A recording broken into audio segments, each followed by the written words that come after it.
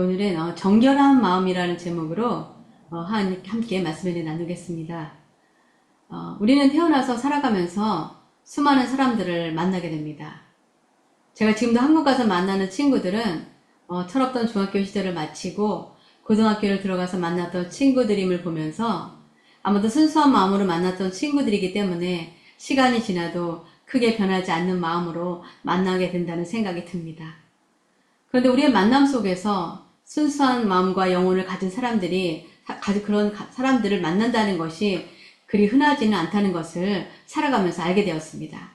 왜냐하면 우리는 모두 자기 중심적인 사고방식을 가지고 있을 뿐 아니라 우리 자신도 모르게 우리에게 이해관계를 따지게 되기 때문에 우리에게 유리한 관계들을 더 유지하려고 하고 우리에게 손해가 되거나 도움이 되지 않는 관계들은 피하게 되기 쉽기 때문입니다.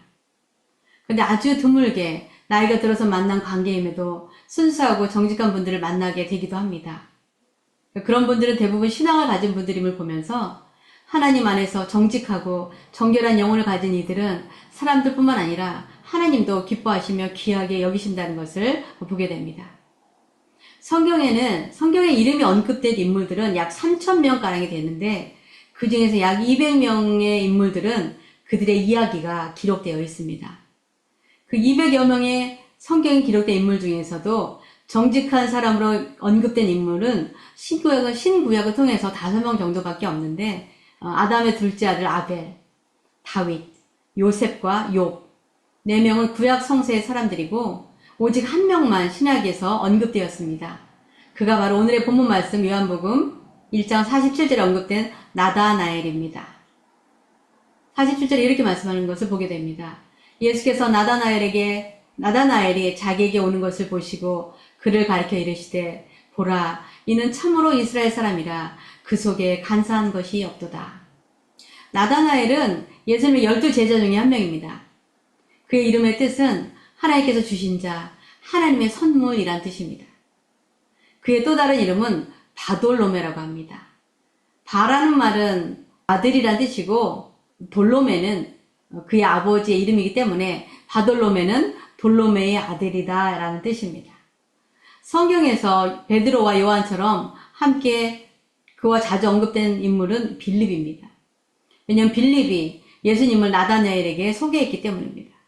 오늘 본문 말씀 45절에서 46절에 이렇게 기록된 것을 보게 됩니다. 우리 성명 권사 읽어주시면 감사하겠습니다.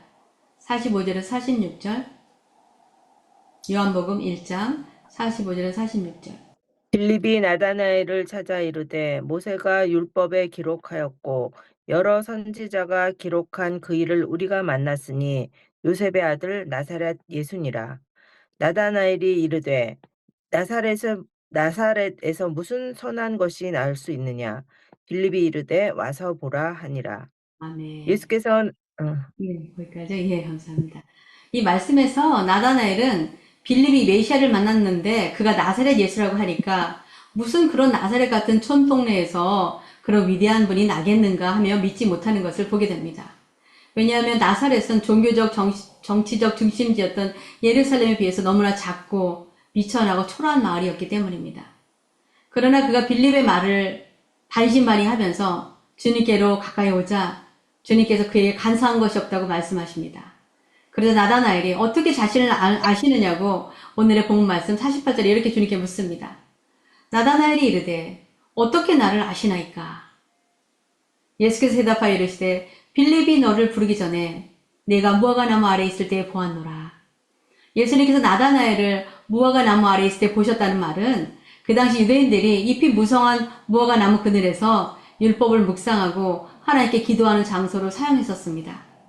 주님은 그가 메시아 오실 것이라는 말씀을 묵상하면서 메시아를 소망하고 기다리던 그의 경건한 모습을 이미 알고 계셨던 것입니다. 자신이 아무도 없는 곳에서 했던 것을 알고 계셨던 주님의 말씀에 놀란 그는 바로 주님이 메시아이심을 깨닫게 됩니다. 그래서 그는 49절에 이렇게 고백합니다. 나다나엘이 대답하되 랍비여 당신은 하나님의 아들이시요 당신은 이스라엘의 임금이로소이다. 그래서 주님은 그에게 50절에 이렇게 응답하십니다. 예수께서 대답하여 이르시되 내가 너를 무화과 나무 아래서 보았다 함으로 믿느냐 이보다 더 큰 일을 보리라. 주님의 말씀처럼 그는 예수님의 제자가 되어서 그분이 행하신 크고 놀라운 이적과 기적을 보고 경험하게 되었습니다. 주님께서 51절에 그에게 또 이렇게 말씀하셨습니다. 또 이르시되 진실로 진실로 너희에게 이르노니 하늘이 열리고 하나님의 사자들이 인자 위에 오르락내리락 하는 것을 보리라 하시니라. 이 말씀은 창세기 28장에 야곱이 형 에서가 자신을 죽이려고 하는 것을 피해서 바단 아람에 있는 외삼촌 집으로 가는 길에 밤을 맞아 돌로 베개를 삼고 두렵고 외롭고 낯선 곳에서 잠을 잘 때 하나님께서 꿈에 나타나셔서 보여주신 장면을 상기하게 됩니다. 성경학자들은 나다나엘이 무화과 나무 밑에서 홀로 바로 이 구약 성서의 말씀을 읽고 있었는데 주님께서 바로 그 말씀을 상기시키면서 남을 속이며 간사했던 야곱과 대조되게 나다나엘에게 간사한 것이 없다고 하신 것이라고 주장하기도 합니다. 그러니까 예수님을 만난 것이 1월에서 2월이었기 때문에 그가 잎이 무성했던 무화과 나무 아래에서 그 말씀 묵상했던 건 적어도 6개월은 지난 때였습니다. 그런데 예수님께서 자신이 그때 묵상했던 말씀까지 알고 계시고 자신의 모든 것을 간파하신 것을 보면서 그는 예수님을 메시아로 고백하고 주님의 6번째 제자가 되었습니다. 예수님을 찾아와서 주님의 첫 번째 제자가 된 이들은 요한과 안드레였고 요한은 자신의 형제 야고보를 데리고 왔고 안드레는 자신의 형제 베드로를 데리고 와서 제자가 되었습니다. 그리고 예수님께서 빌립을 부르셔서 제자로 삼으신 후에 그 빌립이 나다나엘을 데려왔기 때문에 그는 예수님의 12제자 중에 6번째 제자가 된 것입니다. 예수님은 그의 마음에 간사함이 없고 메시아 오기를 간절히 소망하며 말씀을 묵상하던 그를 눈여겨보시고 자신의 제자로 부르신 것입니다. 나다나엘이 정직한 것을 그가 말한 것에서 보게 됩니다. 빌립이 나다나엘에게 그들이 고대하던 메시아를 만났다고 하면서 그가 바로 요셉의 아들 나사렛 예수라고 말했을 때 나다나엘은 나사렛에서 무슨 선한 것이 나겠냐고 대답합니다. 이것은 성급해 보이는 대답이고 편견을 가진 의견입니다. 그러나 그는 자신의 생각을 숨기거나 망설임도 없이 거침없이 자기의 심중의 의견을 솔직하게 말했습니다. 그래서 평소에도 나다나엘이 솔직 담백한 사람이어서 그랬을 것입니다. 주님은 그런 그의 모습을 이미 보고 계셨던 것입니다. 그래서 그를 주의 있게 보시고 제자로 부르신 것을 보면서 우리는 얼마나 주님 앞에 그리고 사람들 앞에서 정직한 사람인지를 돌아보게 됩니다. 서양 속담에 Honesty is the best policy라는 말이 있습니다. 정직이 최상의 방책이다 라는 뜻입니다. 그러나 현실 속에서는 정직하면 가장 최선의 결과를 얻기보다 손해를 보는 경우가 더 많아 보입니다. 왜냐하면 정직한 사람들을 속이고 등을 치는 사람들이 너무 많기 때문입니다. 그래서 요즘은 사람들이 발신자를 모르는 번호의 전화는 받지도 않고 정부나 관공서 혹은 택배가 온 것처럼 메시지를 보내서 그들이 보낸 링크를 클릭하면 전화기 시스템을 통제하기 때문에 모든 정보와 은행의 돈까지 다 인출해 가버리는 그런 세상에 우리는 살고 있습니다. 우리는 사람을 믿을 수도 없고 정직한 사람은 더욱 찾아보기 힘든 세상 풍조 속에서 살아가고 있습니다. 정직하면 손해보고 다른 머리 쓰는 사람들에게 휘둘리게 되기 때문에 우리도 자녀들에게 정직하게 살아야 한다고 말하기보다 다른 사람들에게 당하지 않고 살도록 영리하고 융통성 있게 살아야 한다고 말하기 쉽습니다. 그리고 너무 정직해서 불의와 타협을 할 줄 모르는 사람들을 세상 사람들은 혼자 깨끗한 척 한다면서 왕따시키기 쉽기 때문에 정직이 가장 최선의 방책이 맞는가 싶기도 합니다. 그러나 하나님은 정직하고 진실하며 그 마음에 간사함이 없는 자들을 사랑하십니다. 물론 야곱처럼 이름부터 속이는 자로 태어난 그런 자도 택하시고 사랑하셨지만 그가 끝까지 하나님을 신뢰하지 못하고 자기 깨와 생각을 내려놓지 못했기 때문에 결국 하나님의 사람에게 맞아서 환도뼈가 부러져서 남은 인생 동안 다리를 절며 살게 된 대가를 치른 것을 보게 됩니다. 우리도 마찬가지입니다. 우리가 하나님의 자녀가 되기 전에는 여러 가지 불순한 모습으로 살아왔을 수 있습니다. 그러나 우리가 하나님의 자녀가 된 후에는 이제 하나님 기뻐하시는 모습으로 변화되어야 합니다. 그것이 진정한 하나님의 백성과 자녀의 모습이기 때문입니다. 우리는 삭개오를 기억할 것입니다. 그는 세리장이어서 부자였고 세상적으로는 부러울 것 없는 것처럼 보였습니다.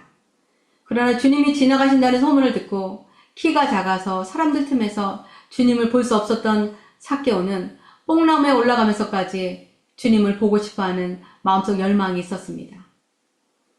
주님을 보고 싶어하는 그의 마음을 아시고 그 수많은 군중 속에서 나무 위에 올라가 있던 삭개오를 주님은 부르셔서 그의 집으로 가셨습니다.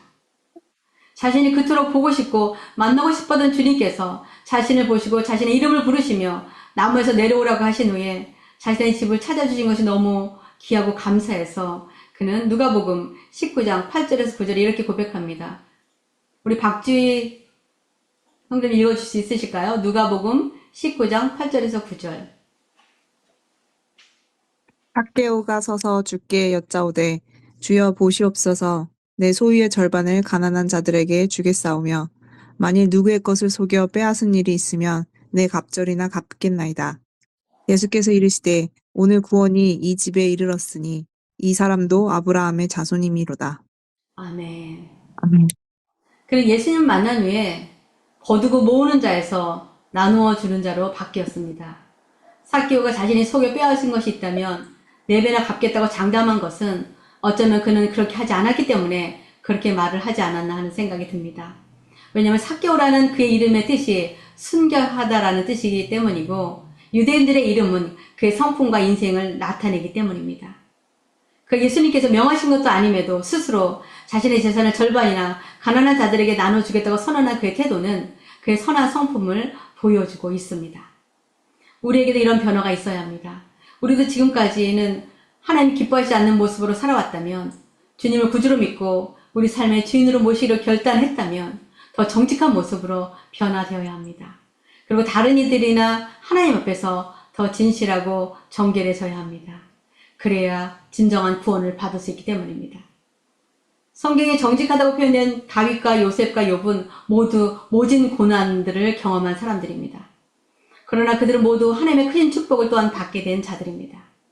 하나님 마음이 정직하고 영혼이 깨끗하고 순결한 자를 사랑하시고 크고 귀하게 사용하시는 분이십니다. 마태복음 5장 8절에 주님께서 이렇게 말씀하신 것을 기억하실 것입니다. 마음이 청결한 자는 복이 있나니 그들이 하나님을 볼 것이며. 우리의 마음이 정직하지 못하고 내면의 동기가 불순한 삶을 살게 되면 하나님이 기뻐하지 않으시기 때문에 우리는 하나님과 가까이 갈 수 없습니다. 거룩하신 하나님께 우리가 거짓되고 속이는 마음이 있다면 우리는 하나님의 임재 안에 거할 수 없게 됩니다. 그러나 우리의 마음이 깨끗하고 순수하고 정직할 때 우리는 하나님의 얼굴을 뵐 수 있게 됩니다.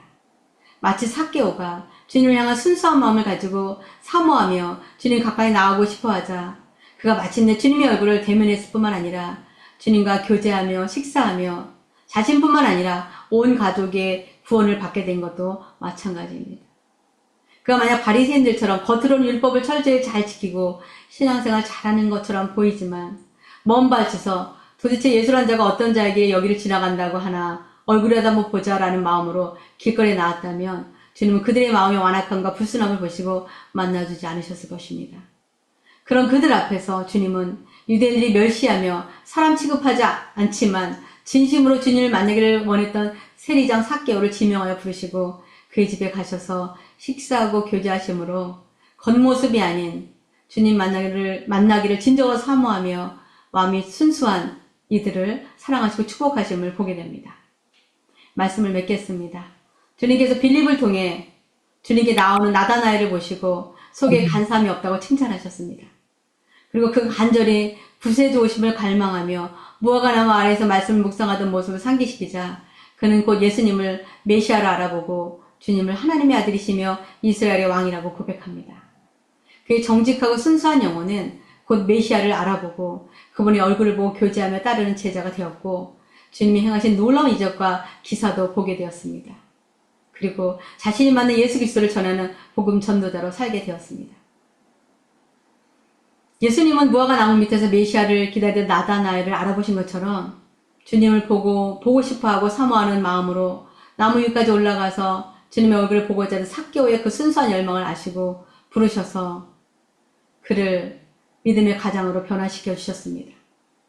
우리도 하나님과 사람들 앞에서 더 정직하고 순수하며 정결한 마음을 가질 때 우리도 주님의 얼굴을 뵐 수 있고 그분과 교제하고 그분의 제자가 되어서 그분을 전하는 삶을 살게 될 것입니다.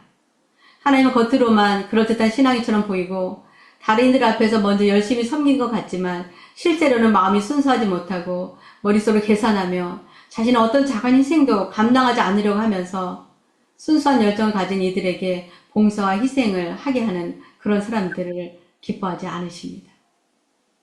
사람의 눈은 슬쩍슬쩍 우리가 속일 수 있지만 하나님의 눈은 절대 속일 수 없기 때문에 여러 번 반복되면 사람들도 이제 말하지 않아도 그들의 그런 부순한 동기와 부정직함을 다 알게 되기에 그런 사람들을 신뢰하지 않게 됩니다. 그래서 우리는 우리의 영혼과 내면의 마음이 정직하고 순수한지를 늘 기도와 말씀으로 돌아보아야 합니다. 저는 저와 여러분이 언제나 주님을 사모하는 마음으로 그분의 얼굴을 구하고 또 그분과 날마다 말씀과 기도를 통해 교제함으로 하나님의 임재 안에 거하는 축복을 누리게 되시기를 소원합니다. 그런 우리 내면의 순수한 마음을 기뻐하시는 주님과 날마다 동행하면서 주님이 행하신 놀라운 일들을 보고 증거하는 예수 그리스도의 제자들이 다 되시기를 주님의 이름으로 축원합니다.